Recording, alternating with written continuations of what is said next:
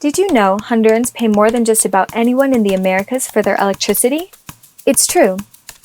Consumers pay the Honduran electric company known as the ENEE, which is run by the Honduran government. The ENEE has no competitors and is worth almost $2 billion. But every year, the ENEE ends up so far in debt that the government has to take money from other programs and ask for international loans in order to bail it out. Sound crazy? Well, let me explain. Let's start by looking at how the ENEE gets electricity to its customers.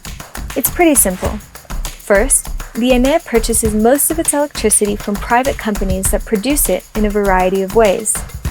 Then, it distributes that electricity through cables to the homes and businesses of its customers all across Honduras. That probably seems pretty straightforward.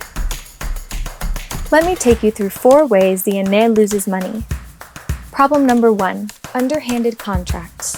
Since the Honduran government runs the ENEE, it gets to decide which producers it will buy energy from. And guess what? The government and the private companies regularly rig the bidding process so there is only one bidder to choose from. That company demands a high price or changes the contract later to make more money, and the government seems happy to play along. Problem number 2. Energy theft. Lots of Hondurans have figured out how to cheat the electric meter. But it's not just individuals who are cheating.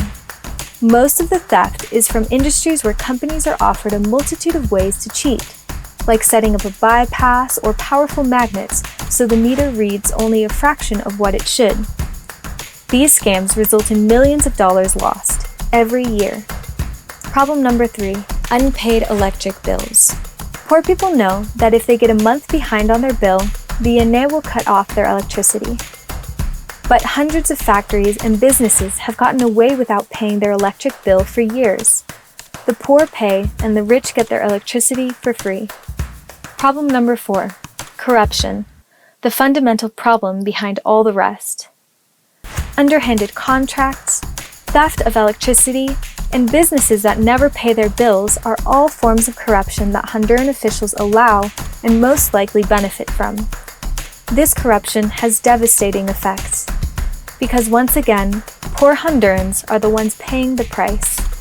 The money the ENEE loses every year is enough to double the number of police in Honduras, or hire 20,000 more teachers. Tackling the ENEE may be the most important way ASJ has ever tried to do justice in Honduras, and we are excited for the challenge.